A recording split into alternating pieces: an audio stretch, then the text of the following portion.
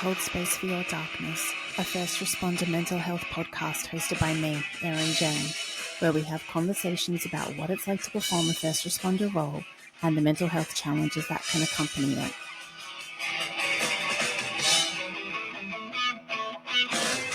Hello and welcome to another episode of I Will Hold Space for Your Darkness, a first responder mental health podcast. I'm your host, Erin Jane, and today I am joined by the lovely Vance Row.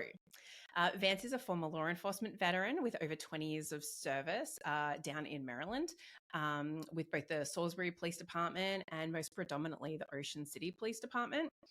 He's currently switched roles into a dispatcher role for the police and fire service down at Ocean City there. He is a certified yoga instructor, and he's also the founder of Yoga Rescue, which is an organization that focuses on the practice used to combat mental health challenges and suicidality in the first responder and veteran communities, which works with combining a practice of breathwork, movement, and mindfulness. And Vance sort of discovered the practice of yoga and the benefits of it after his own mental health battles throughout the time of his career.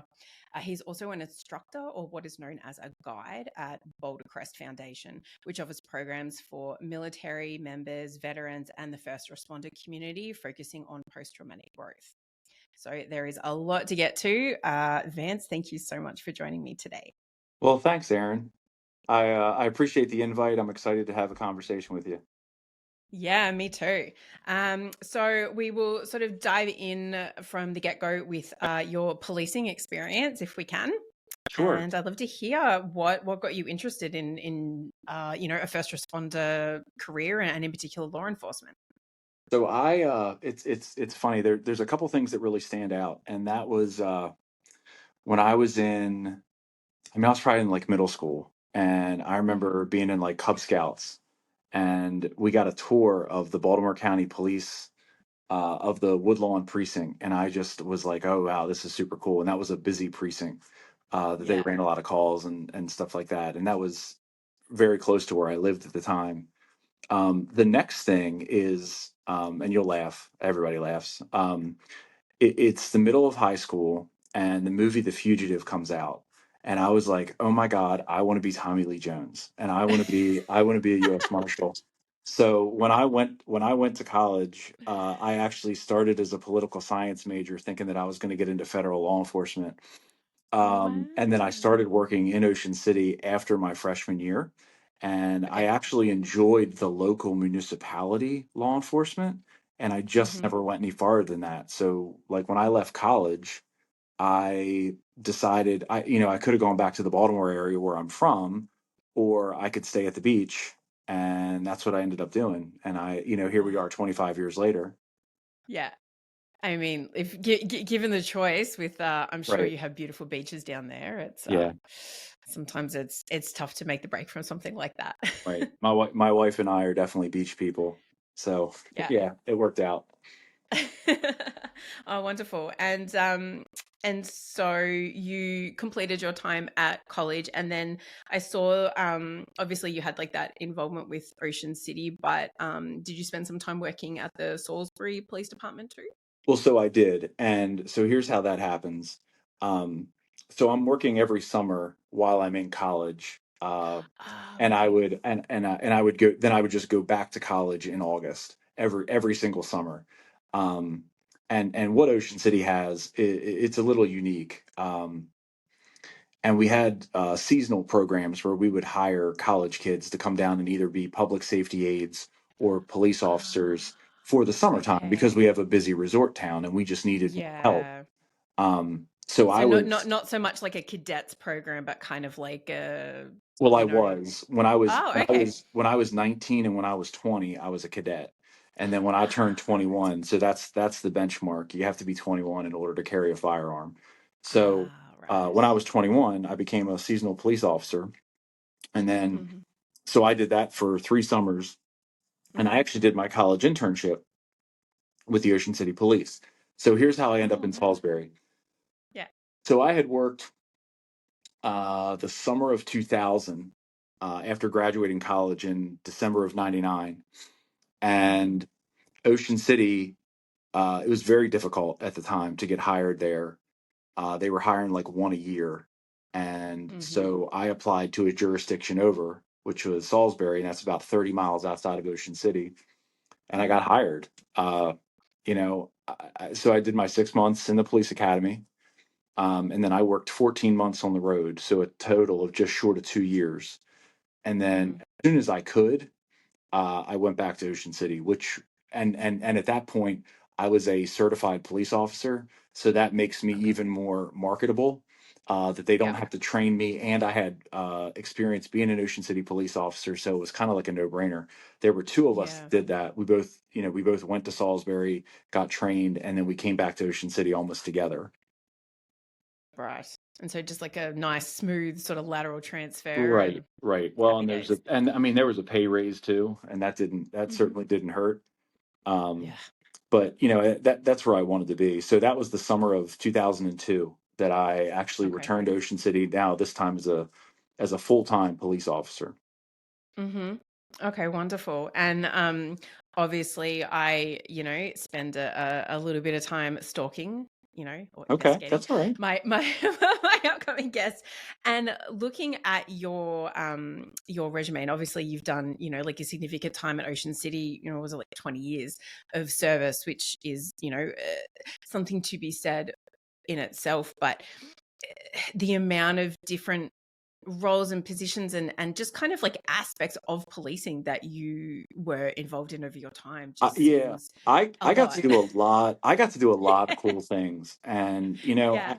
I got to be a part of a lot of different specialties. And Mm-hmm. very early on in my police career, I had police commanders coming to me and being like, "Hey, do you want to be a part of this? Do you want to be a part of this?" And so almost simultaneously, I had the police department asking me to take this admin role where I would Yeah. do recruiting and backgrounds and training. So Mm-hmm. not really. Look, I understand that there's a hiring process, but I never thought that I would be a person that was doing that. Like I signed Yeah. up because I wanted to arrest people and I wanted to, Yeah. turn my lights and sirens on and run screaming the calls. I never thought about like doing the back end stuff, Yeah. but it turned out I was really good at it. And then Mm-hmm. almost at the exact same time, the local fraternal order of police came to me and was like, "Hey, you'd be a good fit on the executive board. Are you interested?" I'm like, I am. And, on both of those jobs, I said yes before I even knew what the job was. I'm like, all right, whatever. I guess I'll figure it out. I'm a relatively smart kid.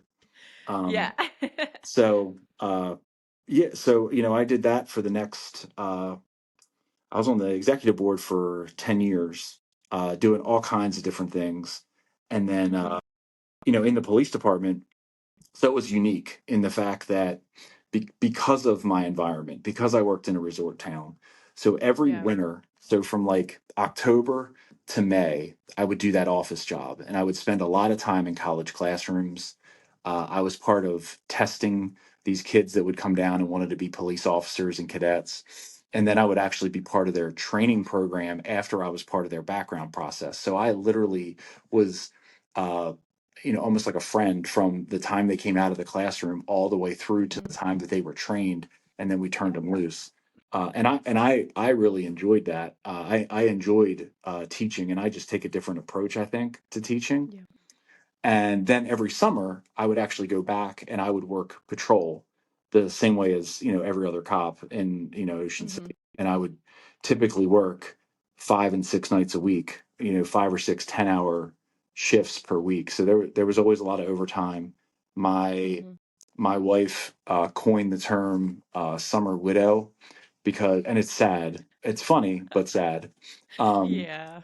because she would see me like the first week of May, Mm-hmm. and then we would barely see each other until the middle of July, uh, Yeah.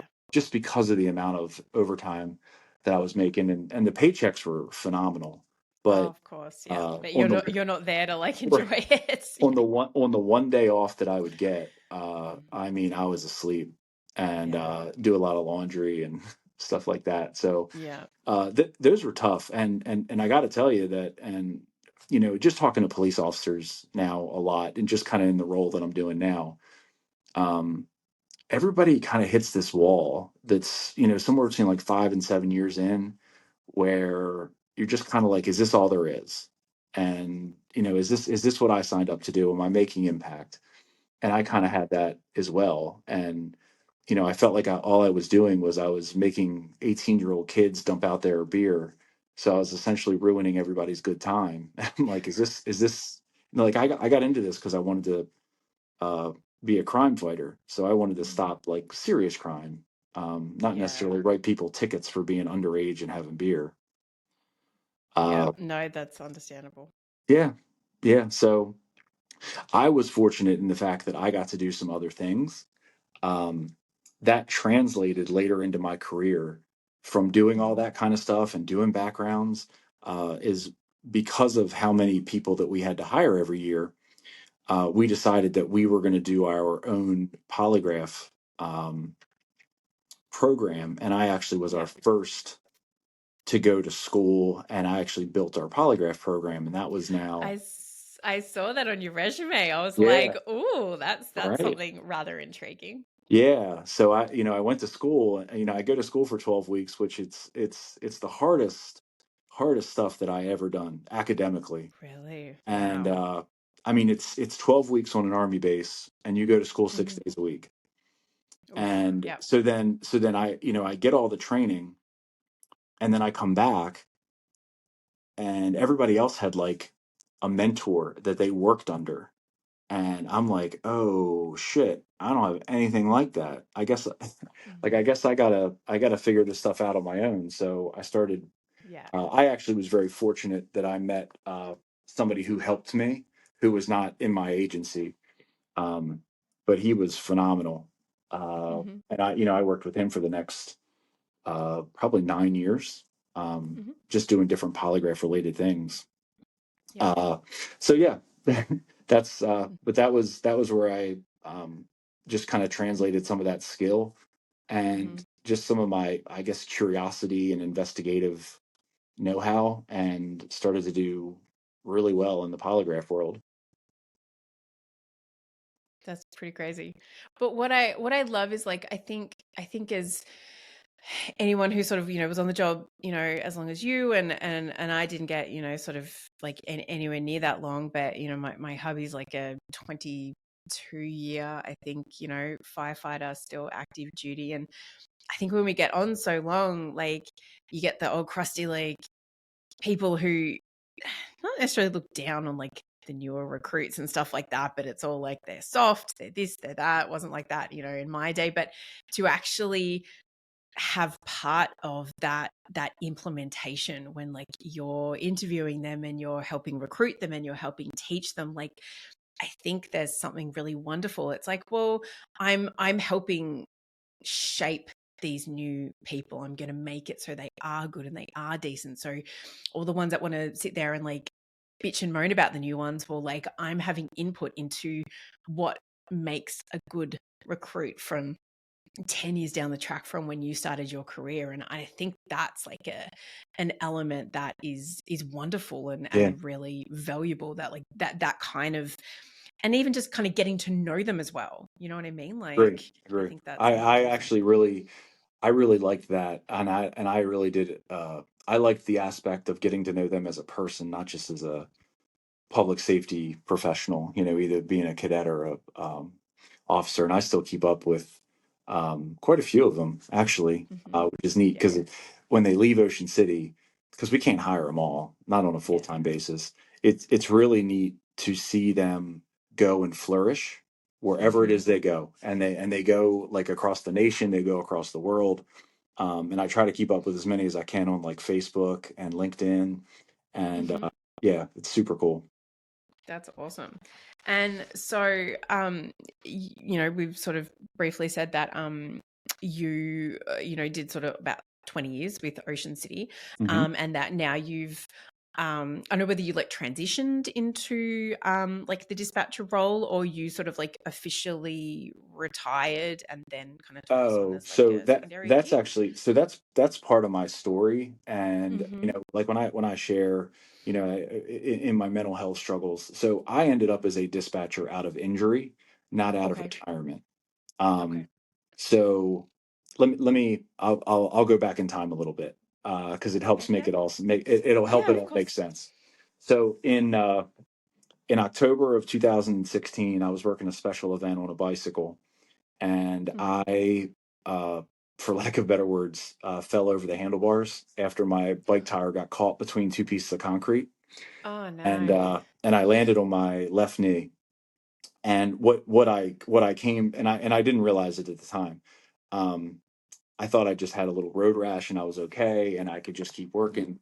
Um, so I iced it. I tried to stay off it for a little bit, and then 2 hours later, my leg just kind of locked, and I Mm. was like, oh, I guess I now I need to go to the hospital.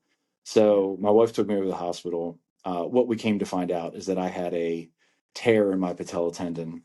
So I had surgery 3 weeks later to fix it, and to this day, my knee is fine, but I have nerve damage from either the fall, the surgery, the immobilization. Something nobody knows where it came from, but I have nerve Yeah. damage, and as a result of nerve damage, my left foot burns all the time.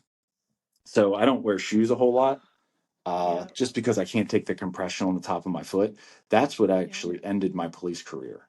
Oh Was my that I can't goodness. wear shoes anymore. But I mean, I shouldn't have to wear shoes, right? Because I work in a beach town. I should be able to just be a cop in flip flops, right? Um, Yeah, I'll bring you over some good old Aussie thongs. It's all right. right. So listen, coming up to that point that I get hurt, Mm. I wasn't in the greatest headspace.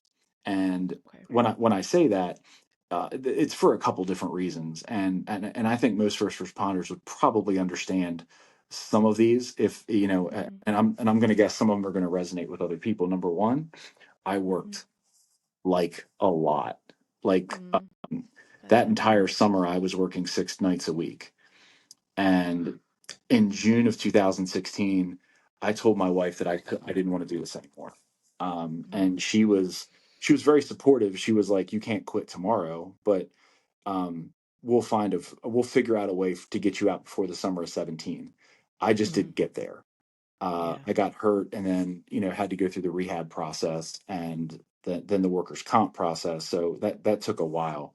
Mm-hmm. All right. In addition to that, not only was I working like these 60-hour weeks in the summertime in our busy season, but I was doing it in the wintertime too, when all these polygraphs were going on. Mm. And um, I was doing a lot of polygraphs, Yeah. and a lot of people don't maybe understand what that means. And every time I would sit down with somebody to do a polygraph test, that's 4 hours that just Yeah. devoted to that test. And then I got to write a report out of that. And I was doing between 8 and 10 polygraphs a week. So do the math. Um, Yeah. so when you're looking at 4 hours plus a report, and then I'd always want to come into the next week clean where I don't have a bunch of reports. I was working a lot. Um, Yeah. and then uh, my, I mean, I'll talk about alcohol. And so in college, I mean, everybody drinks in college. And then when you get on the job in law enforcement, that is the way that we celebrate. And Oh and it yeah. is the way that we Celebrate, and commiserate, right. It is survive, ev- cope, exist, all right. of the Every things. every every every kind of good and bad event in our Yeah. lives can be uh right celebrated with alcohol. And I that was the only coping mechanism that I knew, and that is what I really leaned into a lot. Like I thought I was just having a good time, and I mean it wasn't odd, for what 15 plus years that I would just black out from a night of drinking, and I'm just like, oh, I just had too much fun. Yeah. I never really evaluated my relationship with alcohol, and I've heard friends of mine say this now, Mm. and in all the years that I drank, I guess I never really got good at it because I always black out, wake up with a terrible hangover, um, Yeah. and just start all over again. Essentially, Yeah. I was like on a hamster wheel. Yeah. So the thing that I would do is that I would drink, and I started to really lean into that harder and harder to the point where like 3 to 4 nights a week, I would be blacked out and I would end up on the couch and I would wake up in the morning and not know how I got there. Mm. Uh, and this is towards this is towards like right after I got hurt. Um, so if you couple in all those hours, you couple in the alcohol, you couple in that I had a really, really terrible relationship with my immediate supervisor. Um, very, very toxic I mean, that's just the best way I can put it. And then I didn't realize when I was getting into the polygraph world some of the things that I was going to hear. And I started to hear things. People were telling me things that had happened to them throughout their life. In my first 10 tests, I had a young man tell me that he had been molested for 6 years by by a neighborhood neighbor, and he had never told that to anybody. And the reason that it came out is because he didn't do very well in the sex crime section. And so, you know, we're working through it, but he has to disclose a good amount of things that have happened to him that are incredibly uncomfortable for him. And I started to take that kind of stuff on. Um, and then I would also hear some of the terrible things that our applicants would come through and like what they had done to other people. And that's the stuff that really affected me. It wasn't like, hey, I broke into this place one time or I stole this from the Walmart. That's not the stuff that affected me. The stuff that affected me was the stuff where people were doing things to other people.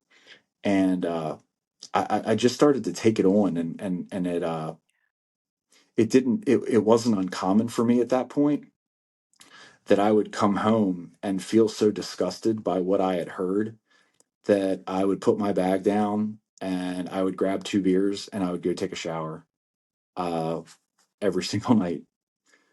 And again, leaning into booze just a little too hard at this point. So I'm going to fast forward just a little bit. Um, so I go through rehab for about 2 years for my knee, and my nerve never regenerates, so it never gets better. They keep saying that it's going to get better. And between the 2 and 3 year mark, I had kind of made my peace like, hey, I'm not going to be a cop anymore. But my agency in my town hadn't come to the same conclusion. I go to my workers' comp hearing, and that was in the summer of 2019. And when they start rating me as a disability, I'm like, all right, okay, so now we're finally going to get a decision, and we're finally, you know, let's transition me into something else. And that still didn't happen. So at this point, and you're talking about a 3 year period where I'm doing everything that I can to get back. And I mean, look, I was a high school athlete. I was a college athlete. I understood like the whole goal is to get better, to get strong, to get back to whatever your job is. And I just couldn't. This is the only thing that I couldn't come back from. When you're at home, when you've worked all those hours every single week, and now all of a sudden that's gone, and you're just home alone with your thoughts, uh, it's really, really, really challenging because you don't have nice thoughts at that point. Um, and I will tell you that in 2017, 2018, that's when the drinking really, really, really amped up. And the idea of taking my own life actually came to me, and it started almost like kind of a whisper, and then it became that it was pretty regular, and it was almost like being hit on the head with a hammer, like, hey, it's time. Now it's time. To the point where I had a plan, but I didn't have a day necessarily picked out, and I didn't know what to do. I was terrified at this point because I was the person that had, anytime there had been somebody with like a mental health issue or something like that, where I was the one that got called, and I was the one that always dealt with that person. And the first two questions out of my mouth were, are you thinking about killing yourself? And do you have a plan? And if your answer was yes to both of those, okay, you're serious, and there's something that we need to do. Well, what am I supposed to do? Because I now have those answers of yes, and who can I tell? Because I damn sure can't tell my employer. Um, not only is there something wrong with my knee, but now there's something wrong with my head. And again, there's an enormous stigma that's still over the idea of seeking help. What actually convinced me to actually say those words, that I need help, Mm-hmm. was we had a local police officer kill himself. And at the time, he had 27 years on the job. And I had actually worked with him in Salisbury City in the early 2000s. And that was in late 2018. And so I go to his funeral. I see the way that it rocked the city of Salisbury. It rocks the Salisbury Police Department, and they're still feeling it to this day. And here we are 6 years later, and that's what made me tell my wife, like, hey, I'm having these thoughts, like I don't know what to do. And so we get on the phone with our family doctor. So, but I wasn't telling anybody else. My wife knew, and my doctor knew, and that's it. And some of the medications that I was on needed to be modified. Um, I did not. I think Amy, my wife, had. I mean, she knew I was drinking a lot, but I wasn't telling that to my doctor. And listen, in my rational mind here, I know that the drugs that I was on and mixing them with alcohol is not a good decision, but I was not in a rational mind at that point. If you fast forward like another 9 months, um, my wife confronts me after a particularly wild evening, where she actually videotapes me and what I was acting like when I was drunk. And the next day, she just says, "We need to talk." And she shows me the videos. And when I talk about it now, I want everybody to understand how deeply embarrassing that is, and like shameful, and that I'm carrying that around. This person that I love and respect most in the world is like, yo, uh, what is wrong with you? Yeah. And so at that point, I will share. I had stopped drinking a couple times, and I would like stop for a day, or I would stop for like a week, or I would stop for a month. Well, at this point, I had stopped for 6 weeks, and then we had a little vacation. We had a staycation with some of our friends. So there was like 10 people. We were on a house for 2 days, and I tied it on.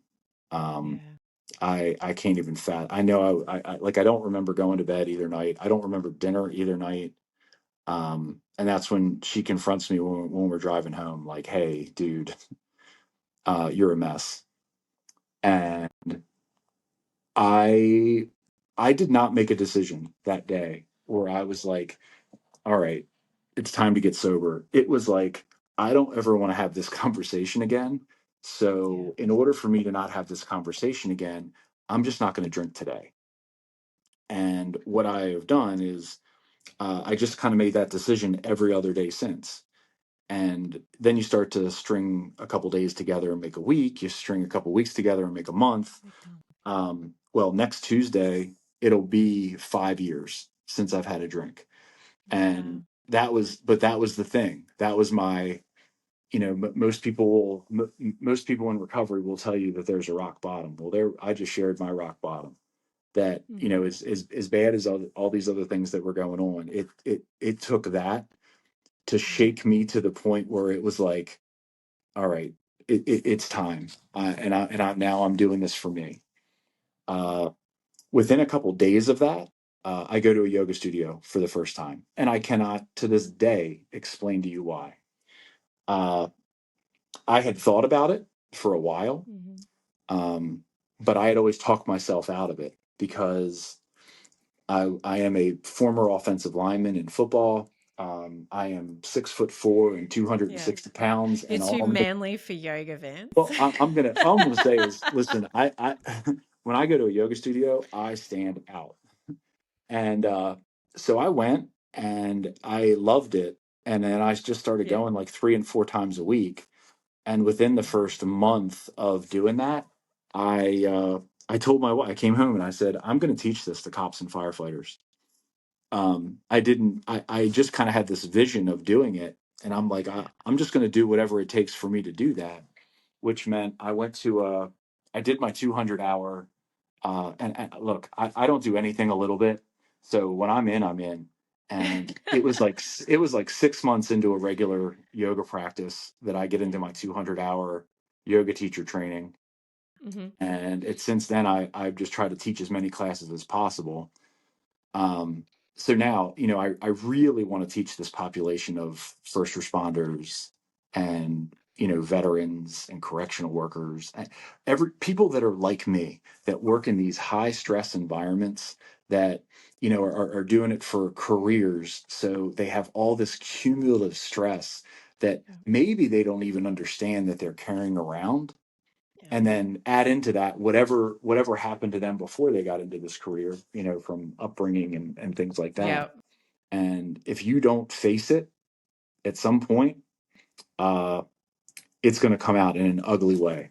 And Yeah. that's kind of my why. That's why I'm doing this. Mm-hmm. So I want to teach yoga, uh, and that's the way that I can start to lower numbers as far as suicide goes for first responders. Mm-hmm. Now, what that has morphed into is, uh, I've started teaching things about just general wellness. Like, we don't sleep very well. I'm going to do a training at the end of this month all about why therapy is not a dirty word. And when I share my story publicly, I always tell people, like, look, I talk to a therapist every week, and I will continue to do that because that's an act of self care for me. Mm-hmm. When people are like, well, I can't take medicine because then people will think I'm crazy. Listen, do you have any idea how much calmer I am now that I'm on meds? So I take a pill every single day. I go to therapy every week. I do yoga regular. Um, I do. So the one that everybody kind of looks sideways at me for is, at least once a week. I do cold plunges too, Oh uh, yeah. where jumping in like 46-degree water and just sitting there for 10 or 15 minutes. Yeah. But it regulates your central nervous system, and you got to befriend that. So just all these different ways that I have now understood, these coping mechanisms, these ways that I can take care of myself that have nothing to do with booze. Yeah. So that was a big deal for me. Understandable. You just shared like a whole lot there, and I really and I really want to I want to honor that because Yeah, yeah, first of all, just thank you for you know your honesty and your authenticity, and I know it's something that you obviously, like you said, you kind of give presentations and mental health and wellness, and so it is something that you probably discuss a lot. But having done this podcast for over 12 months now, and speaking with lots of people in the first responder community, I know there are days where it's going to be harder to share the fact that you had suicidal ideation, to share about your quote unquote rock bottom and all that kind of thing. So I just want to say thank you for taking the yeah, time to share that with yeah. me, and for trusting me and our audience with it, because Oh, 100%. If I don't, it's if I don't yeah. share, and if I don't talk Yeah. about where I was, Yeah. um, I think that's where, I think that's where we fail in this first Mm, responder world right now, because we absolutely. don't talk about it. And look, I'm not defined by that rock bottom. Mm, I came up the other side, and yeah. so can others. And Yeah. so if I can reach down in the hole and help someone else get up out of it, that's what it's all about at this point. Absolutely. And I mean, it's basically the premise for me, putting this kind of thing and having these conversations. It's so that we can put it out into the atmosphere, and if just one person listens and goes, oh shit, like that's I can take something from that, I can learn something from that. He could be talking about me, or she could be Yeah, talking about me yeah, right now. And I think there is so much power in speaking out and sharing our stories and sharing our truth. And you know, I sort of, I phrase it, and it's, you know, probably a little crass, but I refer to it as like it's sharing our shit, like Yeah. laying it out there for, if you are comfortable, if you are that kind of person where you are comfortable sharing, you know, like intimate details of our lives. And it's, you know, there are parts of my life that I share on here. There are parts of my life that you know, I'm not in a place where I'm ready to, and that's okay. And you know, one part of like the aspect of my life is like I'm the daughter of a father who completed suicide, and that's something that Oh, I talk about on this forum because I'm in a place where I'm comfortable about it. okay. And it's also part of my why. It's part of, and he wasn't in law enforcement, but it shaped part of my law enforcement career because I had to attend suicides. I had to, you Yes. know, attend and speak with people who, you know, were really struggling in that place. I worked on a suicide prevention and crisis counseling hotline here in Boston when I came over here. Part of my why. So there are Hmm. so many different things that there's people like you and me who are comfortable and are in a place where we can talk about it, and we want to talk about it, and we want to share about it, because I want to say, hey, I'm the result of someone making a different choice to what you made. Right. Right. And I want to, you know, and just But if we, to give, yeah, to give a little bit of context to it, you know. but no, I listen, I can't imagine the pain that you went through. And kudos to you for taking that and making that someone else's strength. Because you sharing that Appreciate that. and then Mm-hmm. somebody else being like, me too, Yeah. you just made a lifelong connection. That, Yep. and that's a huge thing. Um, Yeah. so that's, you know, so where I think we fail is that we don't want to talk about it. And if we're not going to talk about it, if we're not going to normalize it, that people Mm-hmm. aren't going to keep coming forward. And unfortunately, they don't know what to do with this emotional pain, Yeah. and they come to this awful decision to eat their gun. Yeah. And I mean, come on, there Yeah. really are other ways that we can handle this, and I just think that we need to be more welcoming in how we're doing this and how we approach that. That if someone says, oh well, my head's a little messed up, that our first instinct isn't to take their gun and badge and send them home to be alone by themselves. Absolutely. So yeah, it And just there just needs to be some other ways to handle this. yeah. And like you're saying, it's, you know, being in law enforcement, it's not like, part of our job is to shove our feelings down so we can perform in the moment and be what other people need us to be. So that is part of our role, and we all understand that. But we're kind of taught that, and we're shown that, but then we're not taught how to unpack it. We're not taught how to cope with it. Mm-mm. And society at large, not just the first responder community, society at large is scared of the word suicide because it scares us, because it can be, quote unquote, sometimes, yeah, that person was struggling, we see it coming. It can be completely shocking and sudden and complete what the fuck. Mm-hmm. And I think sometimes that is the thing that scares people. And because of that stupid notion of like, oh, well, you know, if you say it, you're going to put it in their head. Well, that's Right. Right. fucking the most Not true. inaccurate thing I've ever heard of. Right. Exactly. I But, can tell you, oh, that if so, I was visibly mad um, for a couple years, and mm-hmm. if someone would have like acknowledged that, and then where I get to this point of actually having those thoughts, if somebody had come to me and been like, "Are you thinking about taking your life?" Mm-hmm. I I would have finally felt like I'm seen, like somebody gets it, and Yeah. I probably would have been like, "Oh my god, I am, and I don't know what to do." And Yeah. yeah, you're not ever putting it in somebody's head, but if that Mm-hmm. is a thought that you think someone else is, um, certainly ask them the question. Yeah. No, absolutely. And I think as well, and obviously you know it sort of more from like a personal perspective, but I know it from like an observational one.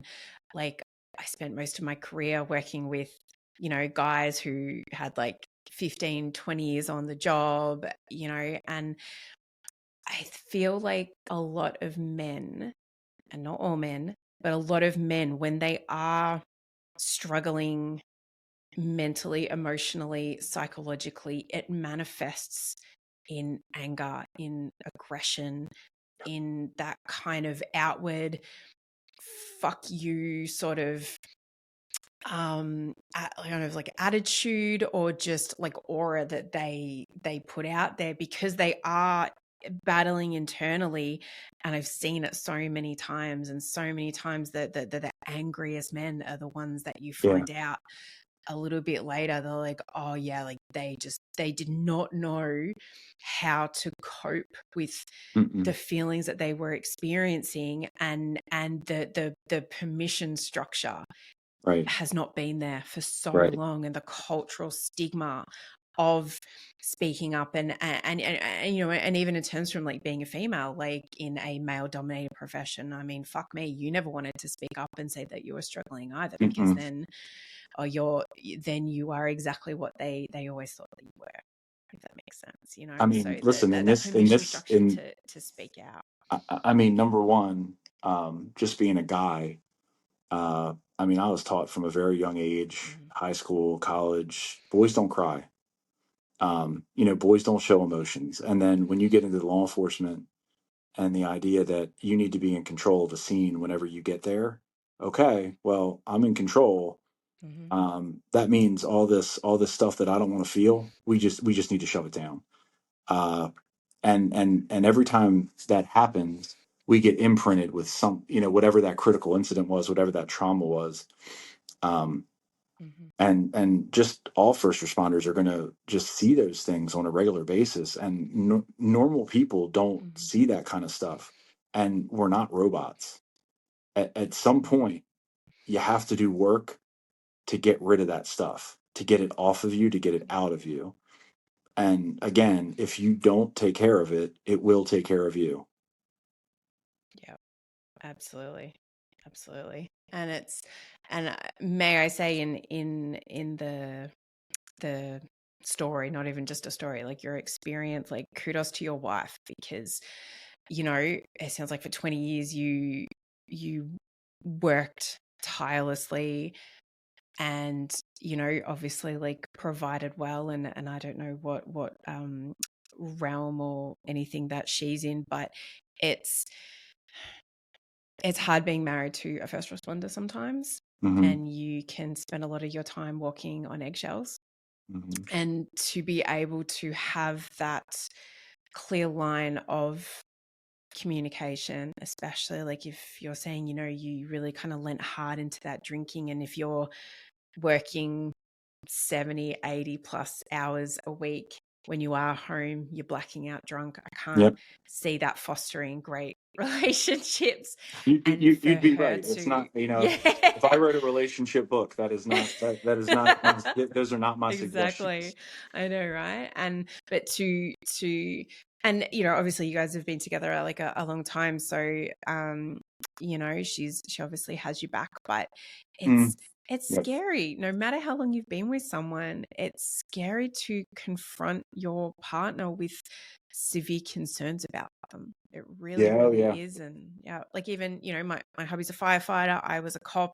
We sort of, I think, exist and operate on you know, a certain level that other people in that realm sort of get. Like, you know, we know when shit's serious, and we know when it's not. We know when to you know, allow a little bit of grace and let something go through to the keeper, and not just pick a fucking fight for the sake of it. Right. Right. But you know, alternatively, we have to have that open level of communication, and sometimes he'll turn around and be like, "Do you think I'm drinking too much right now?" And I'm, you Hmm. know, and I'll have that question, and he's just like, you know, I just want to make sure I'm keeping it in check. And it's normally like a summer thing, or a, you know, we go home to Australia, so Australia has pretty big drinking culture, and you know I like tend to drink a lot more when I'm back home and all that kind of thing, and so we have that conversation of like, I might lay off for a little bit, and it's Okay. just cool. No worries. We'll just, basically quietly and silently support you in that endeavor. But for your wife to really reach that point of not Yeah. only having those concerns, but confronting you with it, like, I have all the respect in the world for that, because she, Well, I will effectively saved you. And 100% that's pass that along to her. And I do need to, I want to share something else. And it was, Mhm, um, I was like 2 years into recovery, and I mhm. did a podcast, and it was all about, folks that had alcohol, not necessarily first responders, just,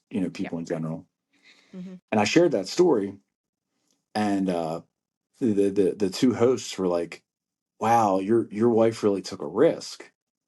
And I had never really thought of it that way, just Mm. because of the relationship that we have. And when someone's being serious about, like, oh, well, this is really a problem, that I'm going Yeah. to listen to it. Um, and it wasn't until that point that I even considered, like, what if that went the other way? What if it was like, I don't have a problem, you have a problem? And I mean, Yeah. like, that really could have had a huge rift in the relationship. Mhm. So, I had never considered that it could go that way, but yeah, she took an enormous risk. Mhm. Yeah, but I think as first responders, having that support structure, is so incredibly important. And really, like, I love how you were like, I'm former athlete and 6'4", and we might sort of describe you as like a mountain of a man sort of thing. And you're like, something was drawing you into that yoga studio, and it sort of really sounds like that crossover period from where you made that choice to stop drinking, and Yeah. then yoga came into your life, and how you discussed the fact that you didn't really have any other coping skills, Mm. strategies, mechanisms, and that the one crutch that you had was a maladaptive one in the wrong hands, or to excess, that was your drinking, and that you found this completely healthy adaptive one that seems like it's just made such a wonderful positive impact in your life, and now, even in terms of like what you are wanting to offer back to the community through your own experiences and benefit, and then turning something into this, and founding Yoga Rescue. Hmm. I mean, I guess just coming from this world, uh, coming from the public safety world in general, um, Mm-hmm. now I just want to make sure that the rest of them get through their career. Yeah. So that's kind of where it comes from. That I want Mm-hmm. to, I wish it was more widely accepted, and I wish people didn't look at me like I was some sort of weirdo, because I'm into yoga, and I'm like, yo, it's not what you think. I swear, it's like some No. poses, it's some breathing. I'm gonna put some music on, Yeah. but it is not whatever is in your head that you think that it's going to be. I swear. No, I've got a really good girlfriend back home who has sort of gone through like a similar path in terms of finding yoga, falling in love, and then becoming a certified instructor, and then she got her trauma certification. And Mhm. I've interviewed both her and her friend on this podcast, and talking about it, and it's slowly finding its way when people are like that little bit open to it. It Right. definitely, and Right. they're doing it like a emergency services like foundation is sponsoring classes like for veterans and first responders that these two girls are putting on for that community. And it just keeps ticking along, it keeps growing. And so I think it's a movement. It might be like a very slow one, but I, I think it's getting into I the used to ether a little bit.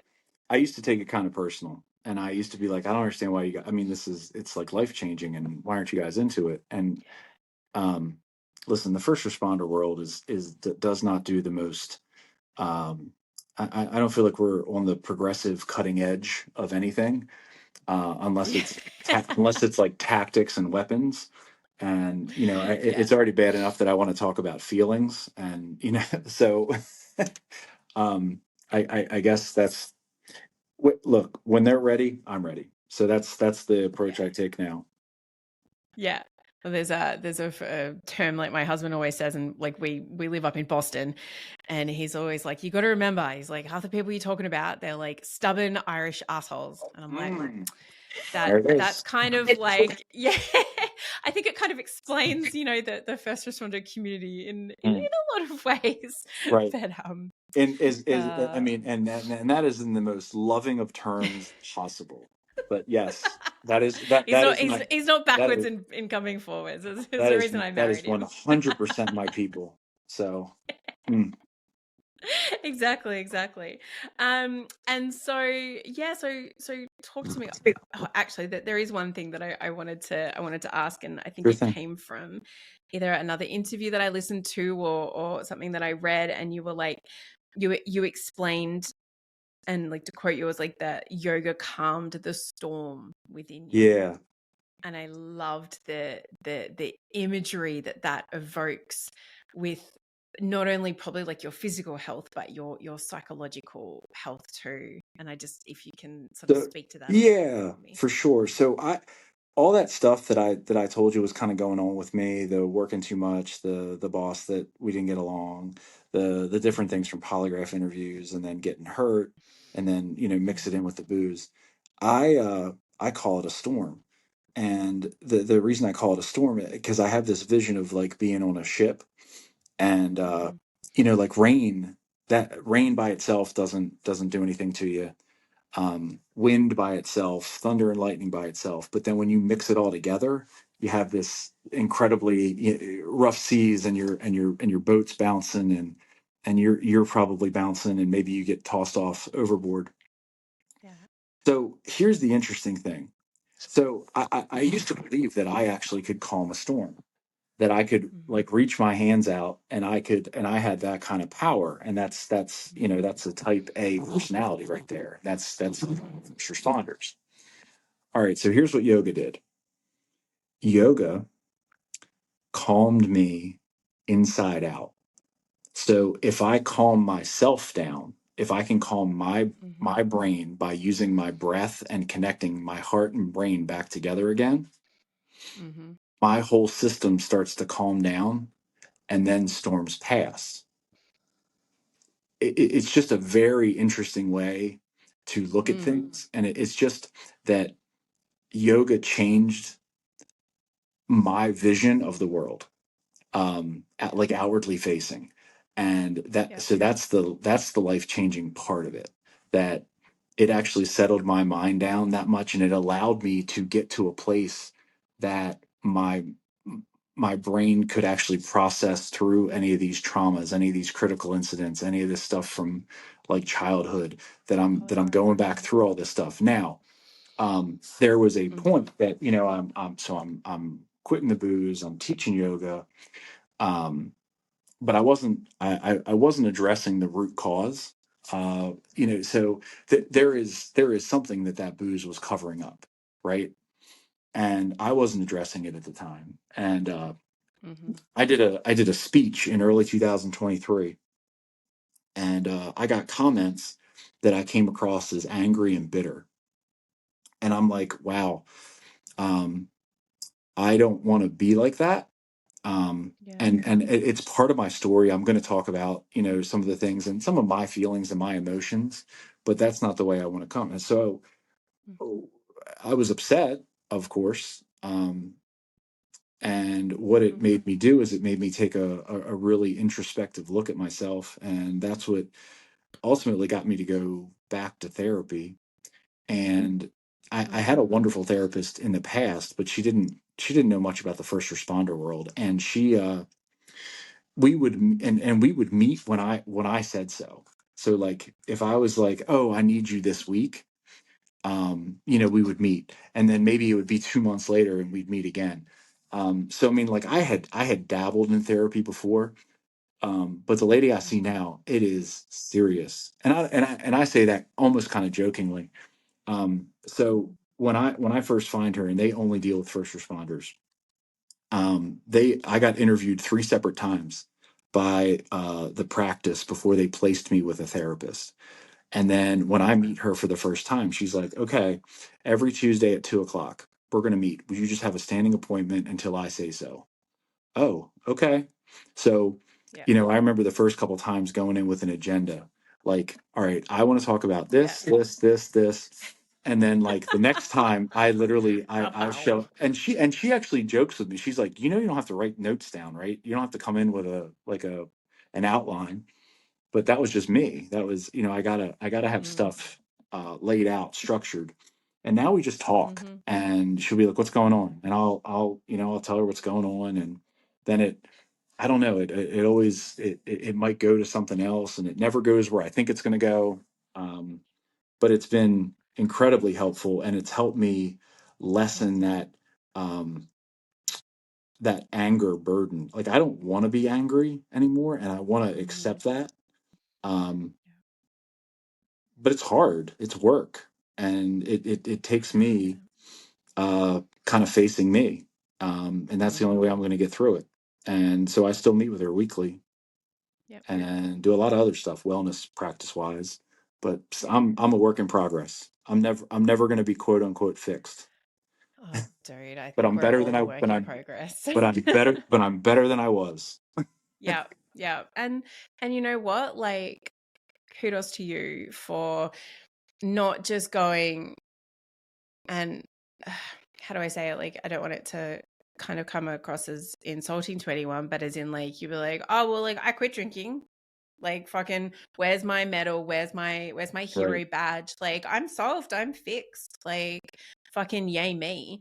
Mm-hmm. And it kind of took you to kind of not only lean into yoga and stop drinking, but to kind of go like you said, like, oh, I had the realization that was masking a whole bunch of stuff for me, and like, Right. and there's the things that we see in our careers, right? And we Mm-hmm. all know we see the things that people don't want to know exists, and that is just part of our job. And like you said, not even to mention the things that we bring from childhood and our ACE scores and experiences and all that kind of thing, and then throw into it whatever happens during our career and our lack of coping skills. Like if we don't address the things that was getting masked, like you're saying, by your drinking or anything else, like you're still not going to get any better. Okay, you're not going to be getting blackout drunk and like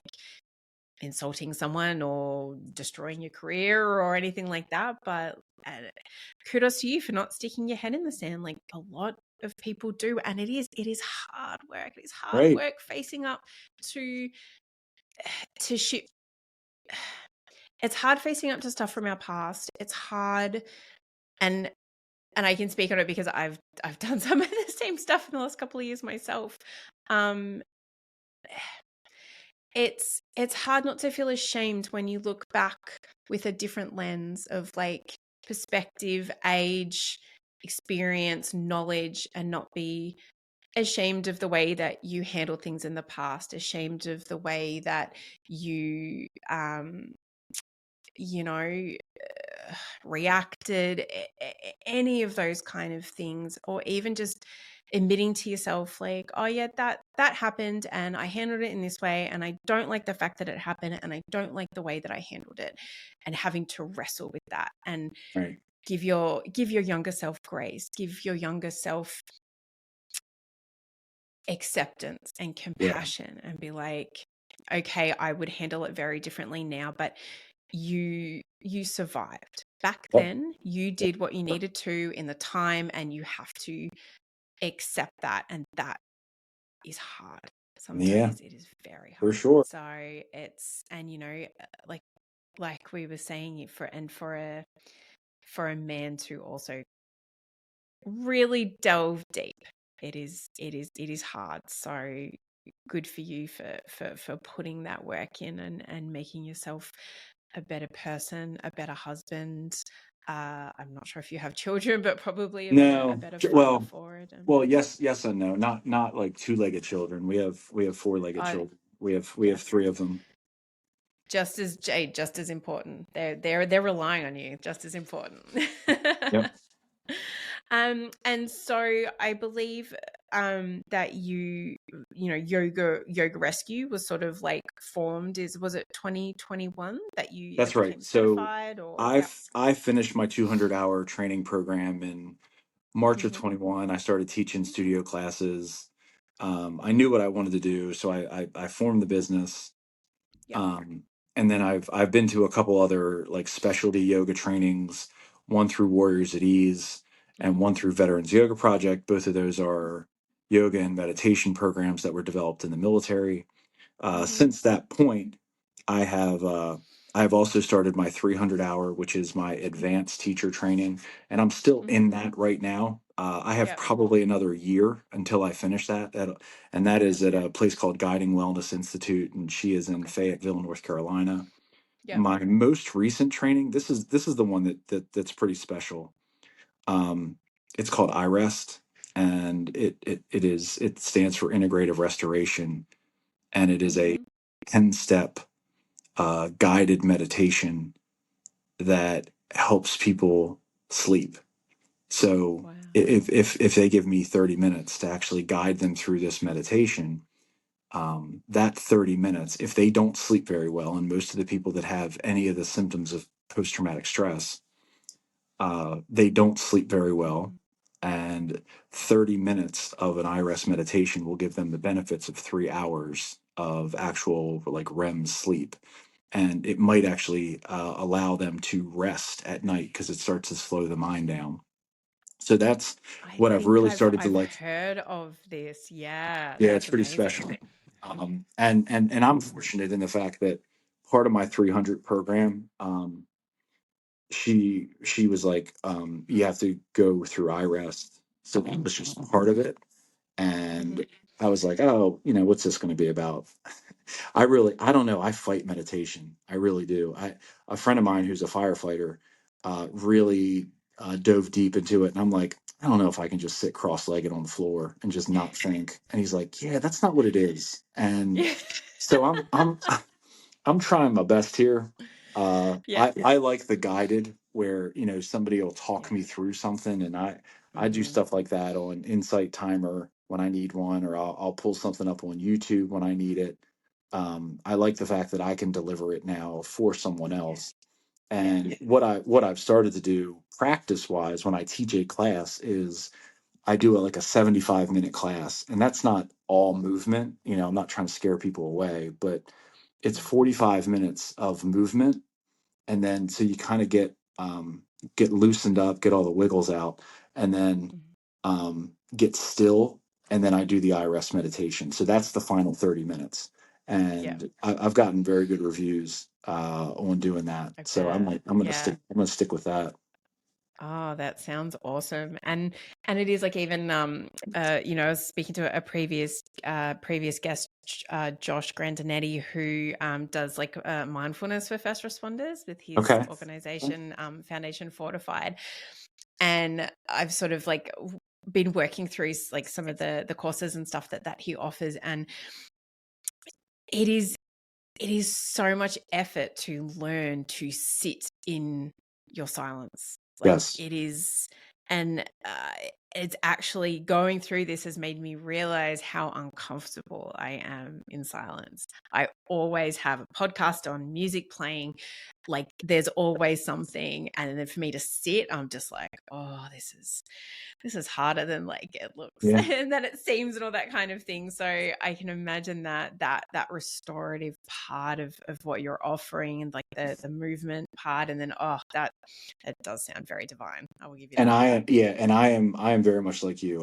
If I'm doing something, I usually have music on or I have a Yeah. podcast, and this idea that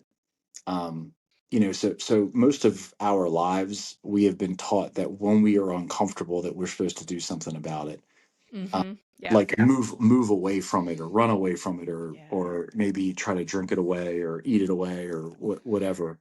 And there's a huge difference when you're uncomfortable Mm-hmm. and then you just come to this acceptance of well, Yeah. I'm uncomfortable, and what's going on right now? Why am I Yeah. uncomfortable? And being curious about Mm-hmm. it. What emotions and feelings? Can you just sit there and be with it? Yeah. That's when some change really starts to happen. Exactly. Yeah. And it's weird to, so like I also am studying psychology at the moment and sort of delve into all different kinds of things. And I've shared a couple of different, I do like little mini episodes called Mindfulness Mondays, where I share sort of some like self-care strategies, specifically like for first responders. And one of the ones I shared was like deep diaphragmatic breathing. Hmm. And then the one just like earlier this week was like bilateral stimulation in terms of like the music, like the Okay. harmonizing music or that kind of thing, listening to. And it's even sort of like things like that, like it's really calming and soothing, but a lot of the time I still need that something else, or like that guided meditation or the guided mindfulness practice, because sitting in silence, it's Mm, fucking, it's rough. maybe that speaks to a little bit more about what's going on inside my head. right. The It's because your mind. It's like what do I have to do to slow it down? And a lot of people, it's uncomfortable for them Yeah, to allow the mind to slow, because it is. a lot of people are like, oh, I'm not going to think, and that's not a thing. You can slow it down, but you're never going to turn your mind off. And I think that Yeah, there's a lot of peace in accepting that that's not going to happen. But if you can just yeah. focus on breathing really, really slow and really, really deep and Hmm. smooth and steady, it starts to slow your mind down. Yeah, And it's amazing how that absolutely. works. And there's actually something that I just sort of really thought about, that something like with your practice especially, and I think you would know, having being in and existing in this first responder mental health and wellness realm, is that so many people aren't prepared for retirement. Hmm. They have not unpacked their shit. And Right. then, and it's actually like, it's something I said to my husband a few weeks ago, and I'm like, there are a couple of non-negotiables, and one of them is when you are like on that track of like getting, doing the wind down to retirement, I'm like, go talk to someone. I'm like, that is non-negotiable, because I'm like, Yeah, we are I'm not with we are you. not stepping into your retirement Right. when you have not unpacked stuff. And I think that sort of restorative thing that you offer, I think would be really good in terms of giving them that space to kind of slowly like unpack it, if they're in like the right place to be doing it, and to like, actually see whether they have stuff that is bothering them, and then can Right. go and find the appropriate care. Because I, we don't think about it, and then all of a sudden it happens, and you're like, holy Right. shit, now I'm Because struggling. that's now, as I come up on my retirement, and I'm 6 months out at this point. Mhm. And if I 6 months from now was in the same headspace that I was in 5 years ago, I don't know what would happen to me, because I was so invested in that job. I was so Mhm. invested in that uniform, and then that went away, and that kind of crumbled my world. Yeah. And that's my fear now, that people aren't recognizing that there's a person behind that uniform, and that we got to address that person. Yeah. And that job's not always going to be there, and as soon as you leave, there is going to be somebody else that fills your position.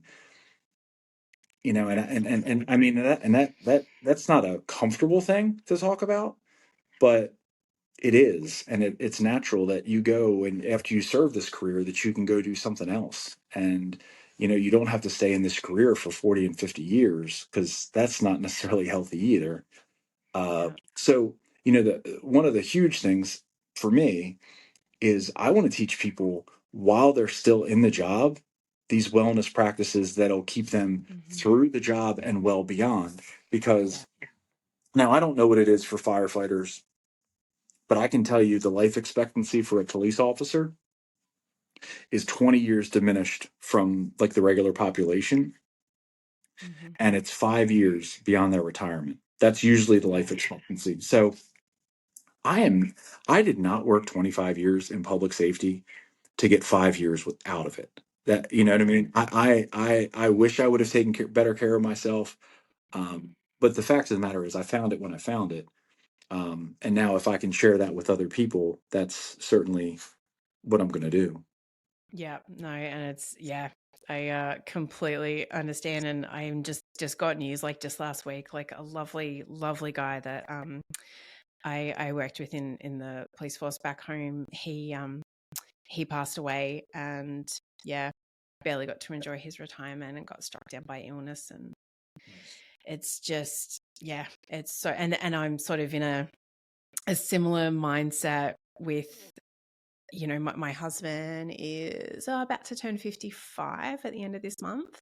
Okay. Um, and so I am just like a sponge and taking in all of the knowledge that I learned from doing things like this, from my psychology studies, from my coaching, from the research, from like everything that I do. And I'm just trying to get it to make him as well as he possibly can be for the time that he's still in the job, and to prepare for the and set ourselves up for the time that he's not in that job anymore. And it's like, yeah, like we like you said, we only know things when we know it. Right. But I said to him, I'm like, I am learning, like, please let us utilize all of the knowledge that I am coming into. And I Right. am, you know, I'm like a vitamin regime, like, you know, giving him sort of different mechanisms to be able to, like, yeah, switch out of that stress response and into the parasympathetic nervous system to try to like help him calm his system down to affect, you know, better sleeping practices, like all of that things. And, you know, for firefighters, like, you know, they work 24, 30, Hmm. 36 hour shifts. Like it's crazy. But that, again, that affects you so much. So it's just trying to strike that balance and just do the best that we can with the knowledge that we are gaining now. So Agree. I, Agree. yeah, really understand where you're coming from in that. And now if you are happy to, I would love to hear about your connection. And from what I understand, it's like a new position, being a guide with the Boulder Crest Foundation. Yeah. So this has been pretty recent. I am, let's say, a guide trainee. I still got my training wheels on. But let me tell you a little bit about Boulder Crest. So Boulder Crest has been around for about 10 years. And my experience with it started about 3 years ago. And I saw their Mhm, CEO speak at the FOP Wellness Conference in Nashville, Tennessee, and I was blown away. mhm, And it's all about post traumatic growth, and I had never heard that term before, and I didn't necessarily know what it was. So what Boulder mhm, Crest is doing is they have adapted this program called Struggle Well, which they started with military folks. Now they're getting into the first responder world. They can deliver this Struggle Well program as a 1 day, a 2 day, or a 5 day program. It's mhm, completely free of charge, and it teaches the steps of post traumatic growth.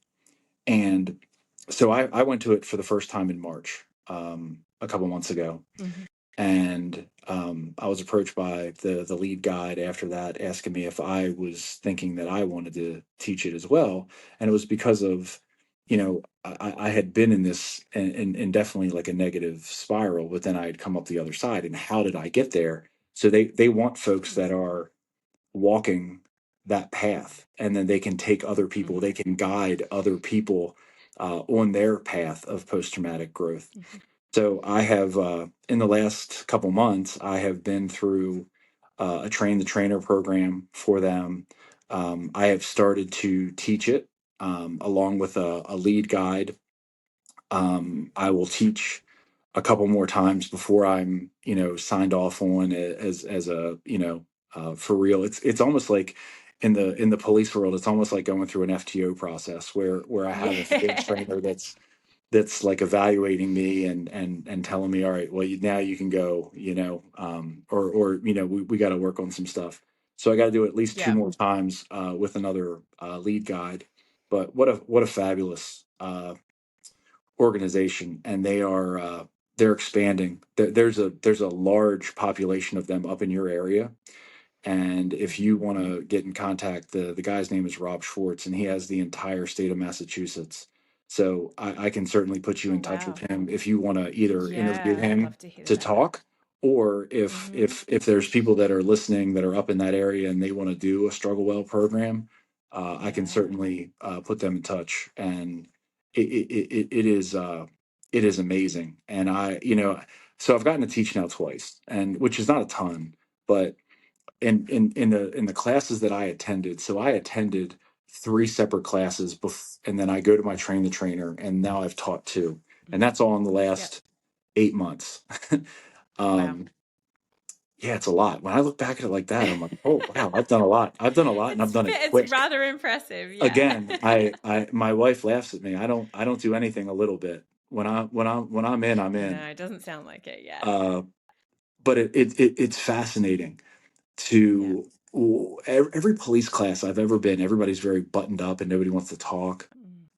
And in these classes, I'm hearing people share things that have happened like throughout their career, or maybe before they ever got into the Mm-hmm. career, or some of the significant struggles that they've had, and they're openly sharing it with other people in Yeah. the class just because of the bonds that they have. And it's inspirational, really. Yeah. And I'm ecstatic to be a part of it. No, it sounds so transformative in that way. And the reason that I first heard about them is a lovely guy that has been a former guest, and I just sort of, I think, I don't even know. I'm trying to think how we met. It might have been through the Overwatch Collective. Travis Gribble he's Oh, I in know. your Yep, I know his arena. name. I've Yeah. never met him face to face, but I know his name. Yeah, I've never had the pleasure of meeting him face to face either, and I hope to one day. But he I was like follow him on social media, and he went, and I think he did the 5 day class like probably a few months ago now, and Hmm. just the way that he spoke about it and how transformative of an experience it was for him. I think I started following them as a result of that, and I was looking on like their website in preparation for our conversation today, and from what I saw, it like they've got three different locations. It was like one in Virginia, They do. Arizona, and They Texas as well, so or the they're like ori- so transitioning one in. yeah, the original one was in Bluemont, Virginia, which is like the western side of Virginia. Mm-hmm. That was where it all started in Okay. 2013, and Mm-hmm. that was all military vets that they were Okay. doing this Warrior Path program that was like a Mm-hmm. 7-day program at the time. At this Okay. point, they have bought property in Arizona. I can't remember exactly which city it's in, and then they Okay. just bought in the last year this place called Eagle Oak Retreat, and that is Boulder Crest's newest, and that's in Texas, Okay. and Yeah. doing all exclusively Struggle Well Experience, which is a 5-day Mm-hmm. program for first responders. And listen, Yeah. anybody can apply to attend. Mm-hmm. And if you apply to attend, it would be free of charge if you're accepted. And they cover your travel, they cover getting you there, they cover getting you Yeah. back. Yeah, Um, because they're a 501(c)(3), aren't they? yeah, yeah, From what I saw as well, it looks like they have sort of not only just like the struggle well programs, which is obviously sort of uh, more focused towards like you're saying, the military, veteran, first responder community. Which, hey, anyone who wants to help that community is freaking awesome in my book. But it looked like they had sort of like family experience, or not experiences, like yes. family programs to help sort of like more of like an integrated care experience too, Well, which so also the sounds really amazing. interesting part about what Boulder Crest is doing is, all right, so every class that I've ever been to is you go to this class for 4 days, 5 days, and then it's over. Mhm. You get a certificate, you pass a Yeah. test, you're certified, you're good. Boulder Yep. Crest is different. And the Mhm. whole idea is that they're teaching you these practices and things that you can integrate into your daily practice. And Mhm. so they want you to continue in the following weeks. And if you go through the Struggle Well experience, or if you go through Warrior Path, they tell you it's a 90-day program. It's just that the first 5 to 7 days are hosted there, but you're still Right. part of it when you leave. Mm-hmm. So the whole idea is that they're integrating this, whatever they do in that 5 to 7 days, that you'll keep Mm-hmm. going for the next 90. Yeah. And they actually have an app, where anybody that's been through the Struggle Well program can be on the app. It's a closed app, but we can all Yep. network with one another, and we can share Yeah. proud moments of our lives, and it's just it's nice, honestly. No, that's wonderful, and I definitely think Travis mentioned like that aspect of it too. That it's like you're saying, like I think it's like anything. You have this like really like intense experience with people, and like you said, like everyone is sharing probably some really heavy shit, like Hmm.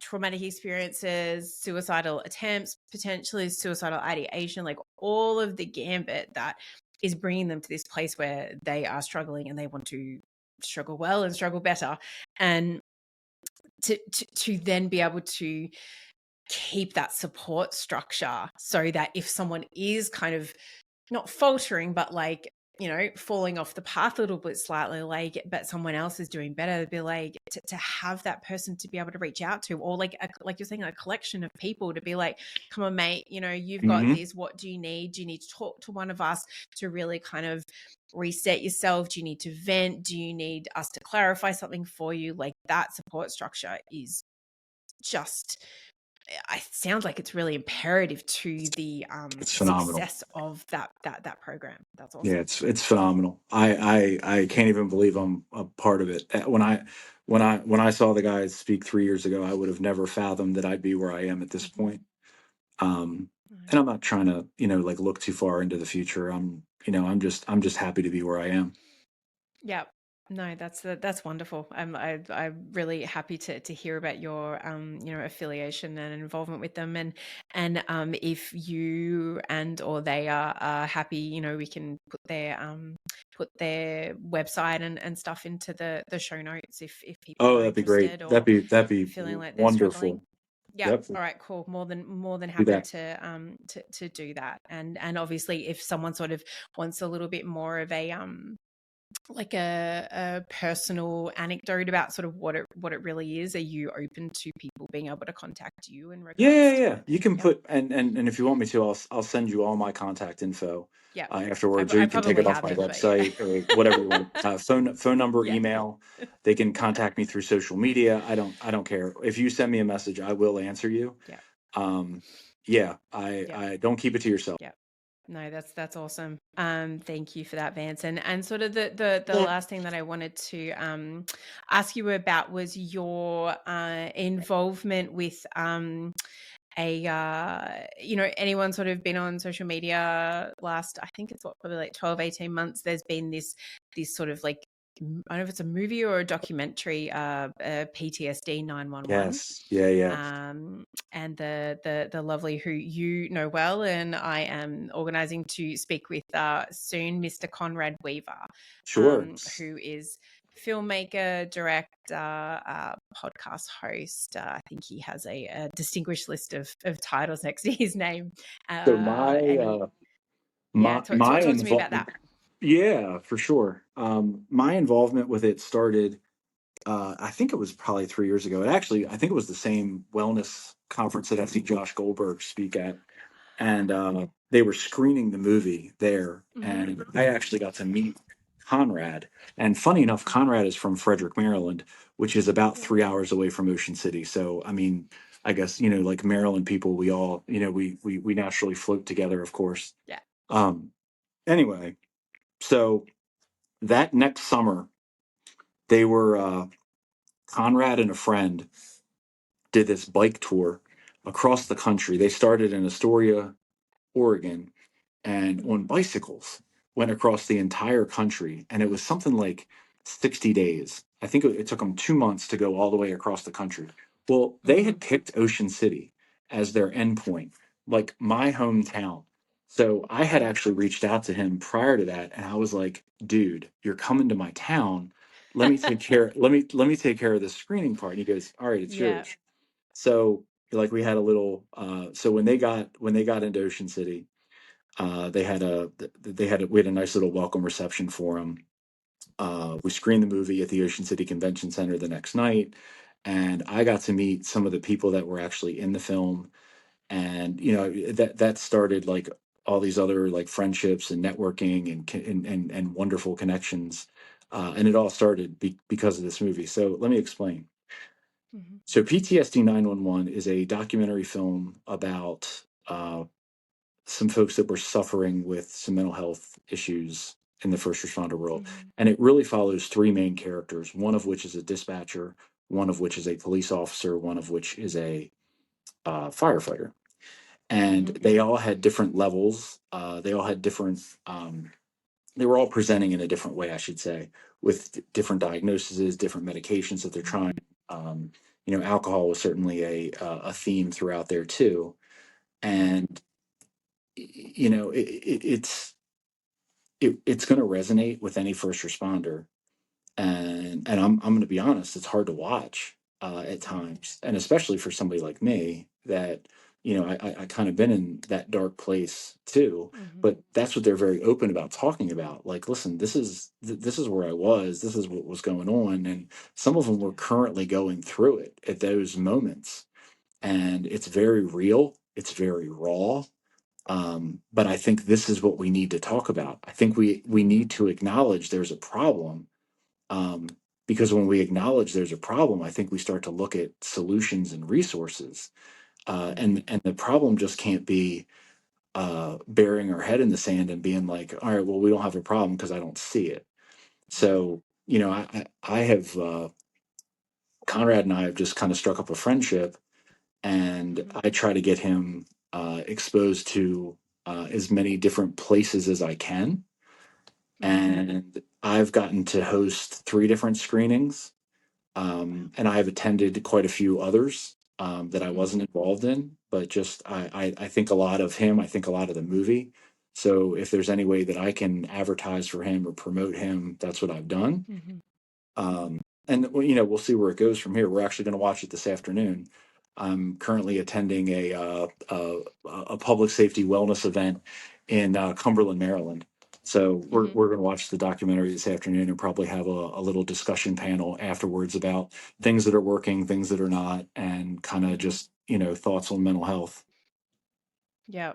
Awesome. No, I sort of was looking at it last night, and even I haven't I haven't seen the movie, but even the trailer like gets to you.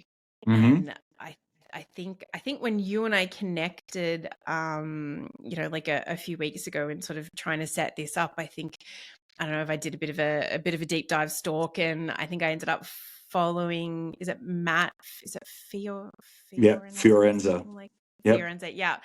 So I think I ended up following him, and then I was like, why is that bloke familiar? When I was watching the trailer last night, Yeah. I was like, oh, that's him. Um, and yeah, even in just the trailer, like, these three incredible people. It was a female dispatcher, the female police officer, and him as the firefighter. And it was, you can tell it's going to be heavy but important viewing. Hmm. I think it's probably how, and I'm speaking with Conrad next week, so I'll speak to him about trying to be able to watch it myself, because I think it's going to be a Yeah. powerful experience Agree. just to. So you could actually you can purchase it on Amazon and you Oh, can can watch you? it. Oh, Yeah, fantastic. yeah, yeah, Yep. you can do that. And then the other idea Amazing. is like if your husband's fire company wants to purchase it, and then they could actually host screenings up there. Or Yeah, I Conrad, saw listen, something about that. Yep. Conrad will come to you if there's a Mm. big get together, like he'll come up and he'll come to Massachusetts and he'll screen it if they have a place and stuff like Yep. that. Yeah, he's very willing to do stuff like that. Oh, amazing. Yeah, no, I look forward to speaking with him next week. So yeah, so what, you can just kind of go on like Amazon Prime and Yes, and so that hit was new this purchase. year that it actually got released on Amazon. Oh, I brilliant. mean, and you can go through the PTSD 911 website and you can buy Hmm. it and buy a license, and then that's Yeah, just that's what more I was seeing expensive last night. doing it that way. Yeah, yeah, but I think they like you were saying that, part of that purchasing, like the license and like the screening rights, is there is that, I think they call it like a toolkit that you Right. can get to be able to have Right. these important conversations about mental health and wellness in the first responding community that are more than likely going to get sparked after viewing that film. For sure. For Mm. sure. All right. But yeah, it's just great stuff to have. Yeah, absolutely. And again, yeah, like considering we've just banged on about it for like the last 10 minutes, I'll pop the website in the show notes too. And so yeah, like if anyone's interested in checking it out, obviously, Vance is a big proponent for it. And if I after I watch it, yeah, I'll definitely share something about it, because I think it's it just all gets down to everything that we've been talking about, that sharing our stories, sharing our experiences, sharing our pain, so that someone else knows that if they are in the same position, that it's okay, Yep. that we all, or a lot of us, go through it, and there is nothing wrong with struggling. And all that you need to know is that support is out there in whatever way that suits you, whether that's yoga, whether it's therapy, whether it's coaching, whether it's mindfulness, whether it's deep diaphragmatic breathing, whether it's medication, whether it's EMDR. Like, the gambit is so Right. wide. There's And there's stuff out there. You just got to find your thing, honestly.